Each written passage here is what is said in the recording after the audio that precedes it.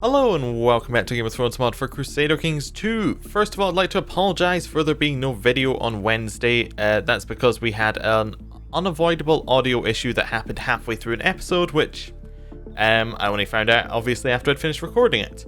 Anyway, so we are going to go back and we're going to go back in time and play this again. So I have had a chance to look around the map, obviously, because I have already recorded one version of this. And I worked out what we want to do next. So, we are kind of a just but sneaky person who's ambitious. So, the way I see it, what we want to try and do is we want to try and get control of, well, we're going to try and get control of this. And we can be a little bit sneaky about it. But we do have a well-developed sense of justice. So, we are quite just, but we're not honourable. Now, I think that's an important distinction to make, because in the base game there isn't honourable, so honourable and just kind of go hand on hand. The way I see this is we're not dishonourable. If we get an opportunity where we can, have justice be served, then we'll do that. But I see it almost like it doesn't apply to us, if you know what I'm meaning. Like, we're just in the sense of other people. Like, we'll hold them to it, we'll stop them killing people and all that sort of stuff. But ourselves, we are kinda... we're deceitful, and we're ambitious. We've got this thought that we can do better. Maybe that's even why maybe that's why we're ambitious. We are just, therefore we are ambitious. We think that we can do better. We think that we are better at serving out the justice, and maybe we want to get a little bit higher up. We're also a little bit slothful, which kind of goes against our ambitious. But maybe that means that we don't want to do a lot of the work ourselves. We want to maybe recruit other people to do some of the work. We want to do something like that. And charitable, which probably means we're not that worried about giving out money. So, let's see what we can do. That sounds to me, this whole thing sounds like it'd be a great opportunity to try out favours. Now, we do have a faction to depose the Iron King Stefar. And if we were to get enough to be his heir, which we do currently have enough, then deposing him would make it. Well, it would make us in charge, as far as I see it. We are his heir here, we're his heir here. I think this makes a lot of sense. Now, I'm not sure if this works in practice. In the run that you didn't get to see, because of the issues, there was a few things that didn't happen quite the way that it says it will in-game, and I want to see if they happen again, with a bit of foreknowledge. Now, obviously, we could just demand his abdication right now. We could just do this. But this isn't going to work. We only have 25% of his strength, and all of our strength is unusable because of they're sieging Lannisport. Well, we have raiders sieging Lannisport, which is actually even worse, because they're people we may even want on our side eventually. So what we're going to do is we're going to see who we can get favours from. Now, we're going to do this by going to our cousin here. We're going to go and have a look at his realm tree. And we're going to see who we can buy from. So we could try buying from the Vale. Could try buying some favors there. They will provide a lot of men to his army if they are on his side. So we can't buy any favors from him because he's a child. And we're looking for people who maybe don't have a lot of money as well. Like, you have negative 1.7. A favor you'd be much more likely to take, right? No. Although it says that you should be able to take it. So I'm actually going to go forward like 3 days. Maybe even 4 days. Maybe I'll go for the month and just see if it recalculates a little bit. Maribel the Magnanimous Tarley has declared a revolt against the rule of King Ares the Beggar King. Okay. Cool. There we go. The first. And let's go and have a look at this now. She may have, of course, got some money. She has even less money now. By favor. No, she's not interested in it. Now, here's a mistake I made last time that I'm not going to make again. I did send her a gift last time. I was like, oh, if I send her a gift, her opinion will go up and then I'll be able to do this. But no, if you give her a gift, then she has a positive balance and that doesn't work. So what can we do to make her like us? We could maybe arrange a marriage. Now, she is a Waxleys. What do they control? It's worth looking this up. So they control land in the Vale. So what's worrying about the land in the Vale is although we could get them on our side in this faction, even though we've got that, it could be a problem. Actually, is it underneath the Vale? Oh, it's not even underneath the Vale because they haven't organized the realm very well. But if it was underneath the Vale, it would cause us problems because if the Vale was to say go independent, we wouldn't be able to call them in. But actually here, it looks like although they should be underneath the Vale, they're not. So they'd be perfect. Let's see who we can get. Let's see what we can do. Now, do we have anyone we want to marry off? We have a sibling who is 13. We could definitely arrange a betrothal there. Let's see if she would accept our betrothal. Like, a betrothal for one of them. Does she have any children? She has one son who is married. Let's see what we can do with this arranged betrothal. So we would want to do Margot and... nobody she has a direct relationship with here, I don't think. No, so she won't care. Educate child? We could definitely send someone to be educated for a year.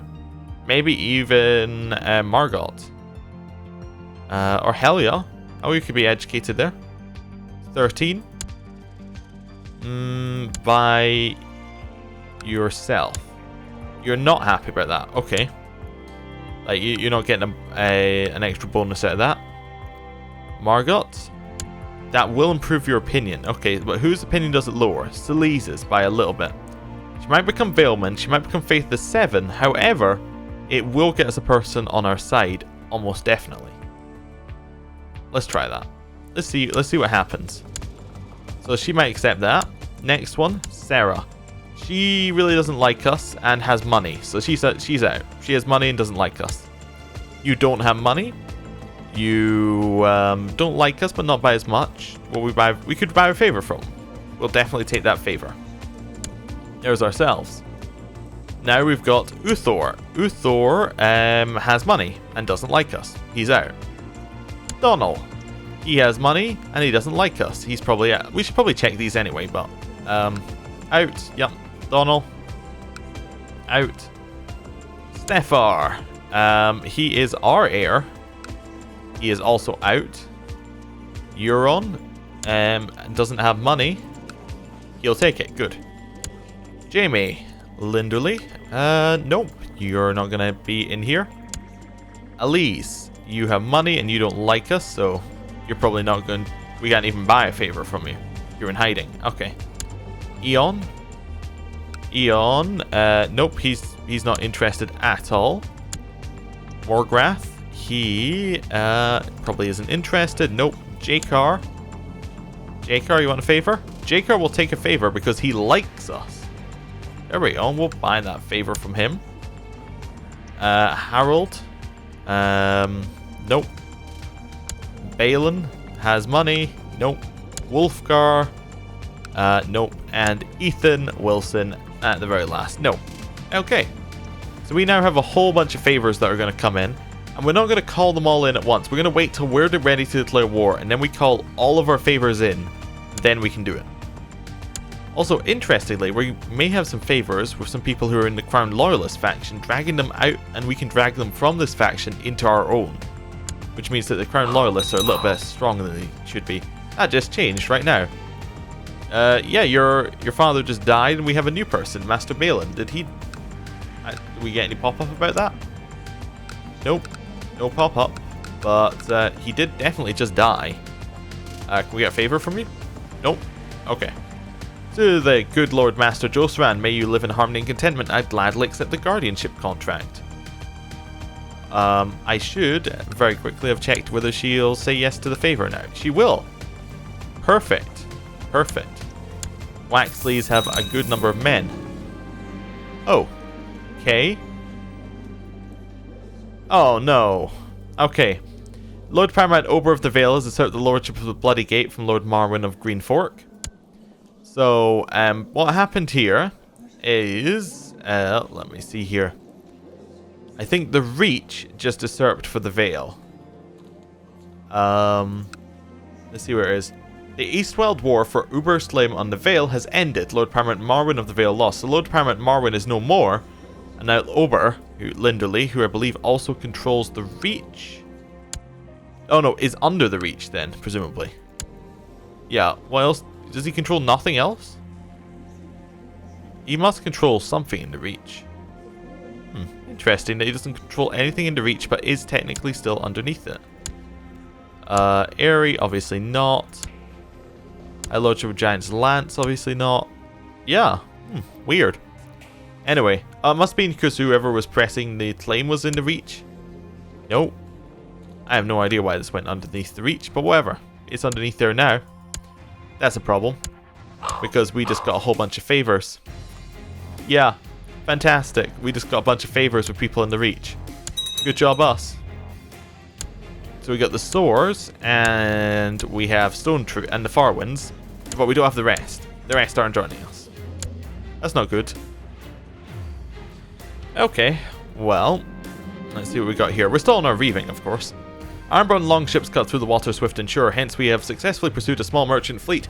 If we were to attack and pay our iron price for their cargo, we would gain much more. First we'll attack. Storm Queen Rohan of the Stormlands has declared the Storm Queen Rohan's blood feud against Iron King Steffer of the Iron Isles. I forget exactly what you get for a blood feud. I can't remember what you get as a result. I think that you maybe get all their land, but you may just get prisoners. Either way, it's probably good for us. I'd prefer if she got the Iron Isles, but if she only gets prisoners, then that is also fine. The enemy merchants were too well armed for us to take their gold. They utilized warships to good effect, not allowing us to board their merchant vessels. We lost a few men, but we shall be back to take our iron price.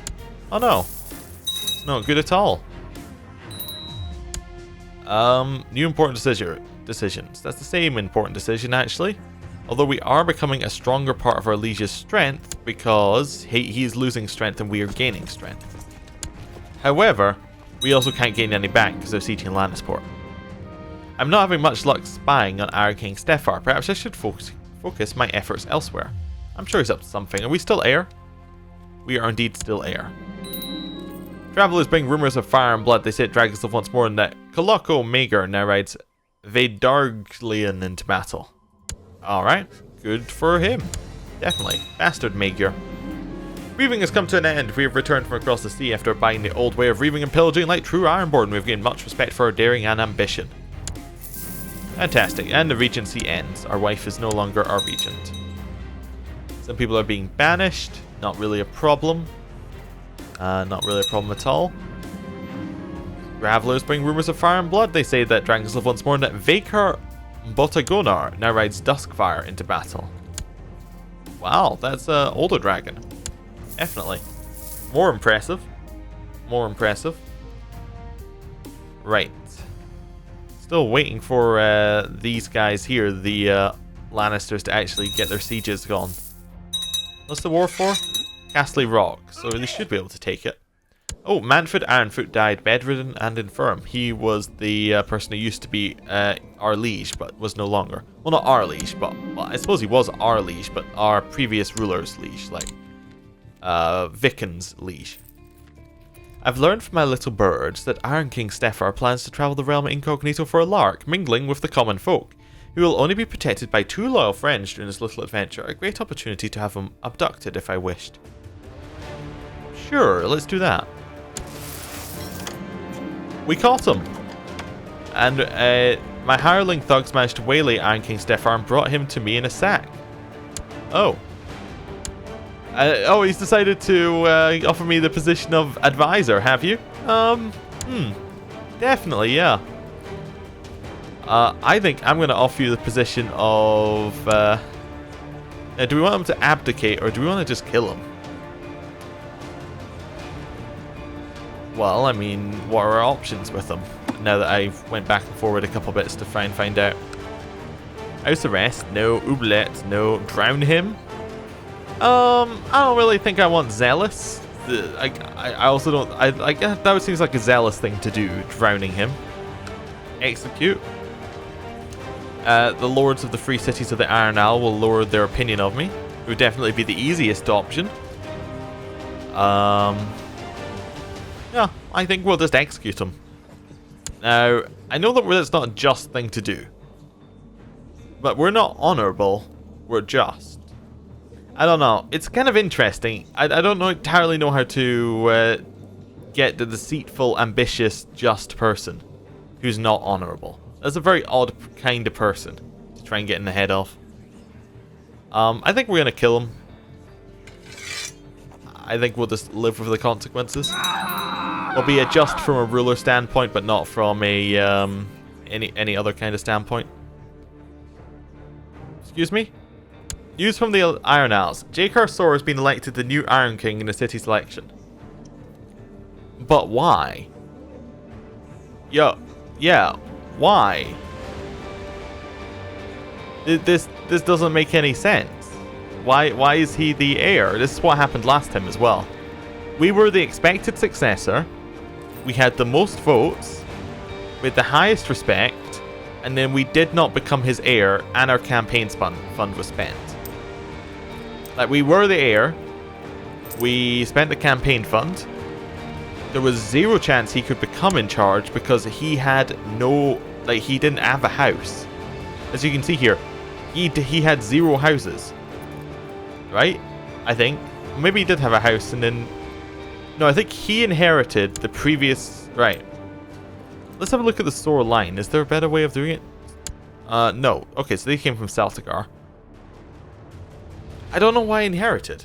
I still can't quite figure this out, because the previous person who was in charge of the free city of the Iron Isles, that was Stefar. He was executed by us. It says he was elected, but he clearly wasn't elected as he didn't have any houses. Because House Great Treon, right there, this house, this was the house that was sitting right here. Not his house. This is weird.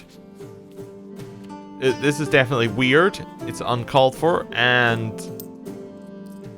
yeah, I'm kind of not okay with that. I'm going to wait a couple days and see if some of these things disappear.